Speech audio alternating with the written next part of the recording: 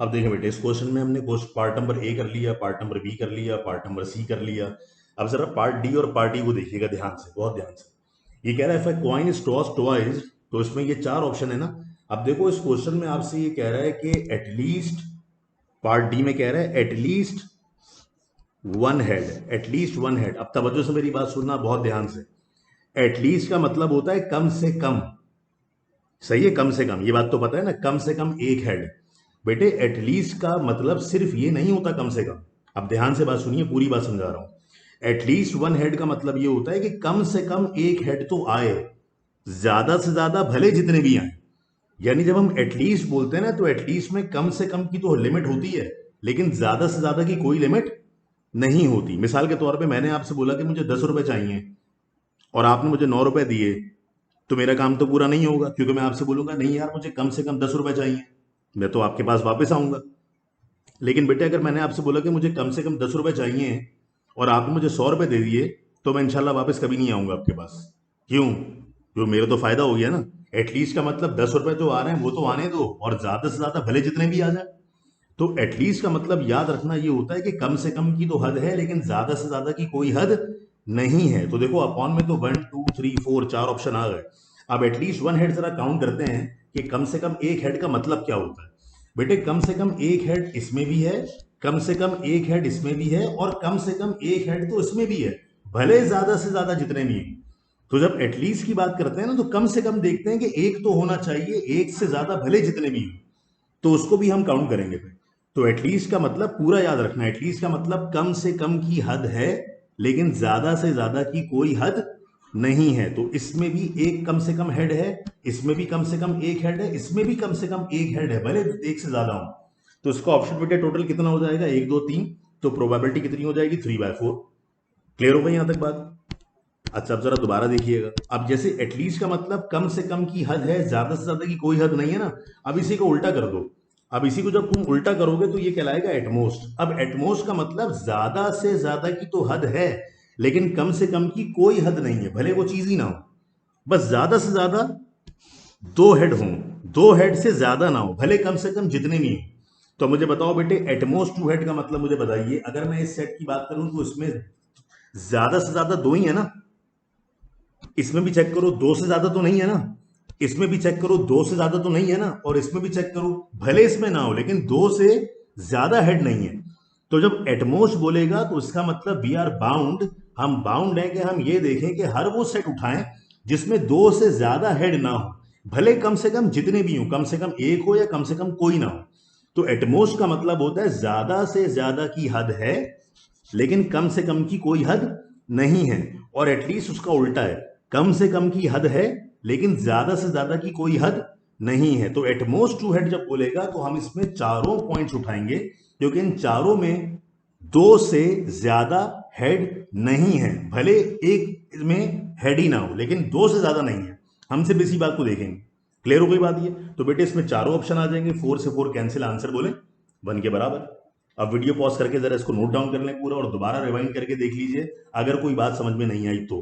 ठीक है, अब आइए बेटे जरा अगले क्वेश्चन पे। If a coin is toss thrice, जब बेटे एक कॉइन को आप 3 टाइम टॉस करेंगे तो 2 की पावर n के रिस्पेक्ट से अगर देखा जाए तो 2 की पावर में 3 आ जाएगा, 2 की पावर 3 का मतलब 8 हो जाता है। अब ध्यान से मेरी बात सुनिए, इसकी मैं ट्रिक बता रहा हूं आपको सैंपल स्पेस बनाने की, वो ध्यान से सुनिएगा। सैंपल स्पेस कैसे बनाएंगे आप सैंपल स्पेस ऐसे बनाएंगे कि पहले तो ना 4 बार हेड लिख देंगे, 1 2 3 4 बार हेड लिख दिया, और 4 बार टेल लिख दिएगा, 1 2 3 4।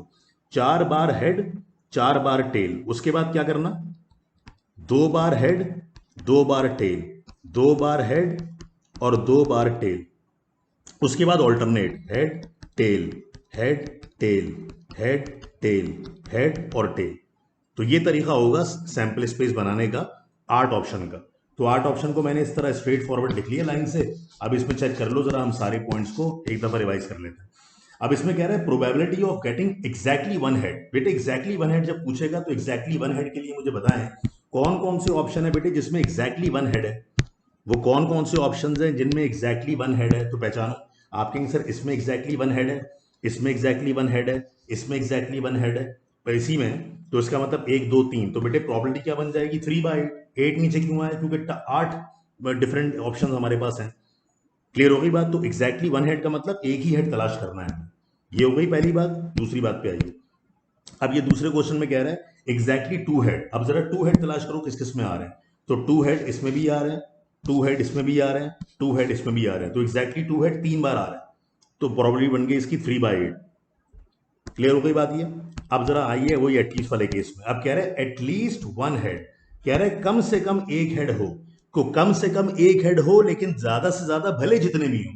तो बेटे कम से कम अगर एक हेड की बात करोगे तो मुझे बताओ इसमें कम से कम एक हेड है, इसमें कम से कम एक हेड है, इसमें भी कम से कम एक हेड है, इसमें भी कम से कम एक हेड, इसमें भी कम से कम एक हेड, इसमें भी कम से कम एक हेड, और इसमें भी कम से कम एक हेड। भले ज्यादा से ज्यादा जितने भी हो, कम से कम एक हेड तो है ना।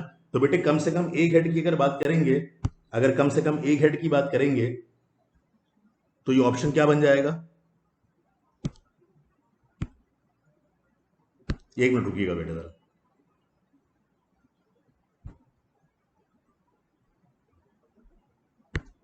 तो कम से कम बेटे अगर हम एक हेड की बात करेंगे तो हमारे पास ऑप्शन कितने हो जाएंगे, चेक कर लो।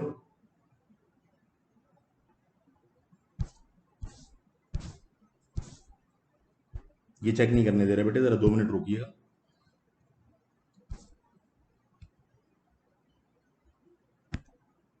अब सुनो बेटे,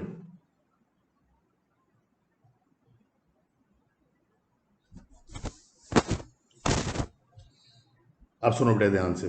तो ये बोल रहा है एटलीस्ट वन हेड, तो बेटे कम से कम एक हेड इन 7 ऑप्शन में है ना, तो ऑप्शन कितना हो जाएगा 7/8।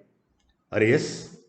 अब ध्यान से बात सुनो बेटे, अब ये कह रहे हैं एटमोस्ट 3 हेड, कह रहे हैं ज्यादा से ज्यादा 3 हेड हो। तो बेटे मैंने क्या बोला था, एटमोस्ट का मतलब क्या होता है कि ज्यादा से ज्यादा की तो हद है लेकिन कम से कम की कोई हद नहीं है। तो मुझे जरा तुम चेक करके बताओ टोटल 8 ऑप्शन नहीं हो जाएंगे, क्योंकि ये वो पॉइंट है जिसमें ज्यादा से ज्यादा, अच्छा इनको सैंपल पॉइंट भी कहते हैं, ये वो पॉइंट है बेटे जिसमें ज्यादा से ज्यादा 3 हेड है।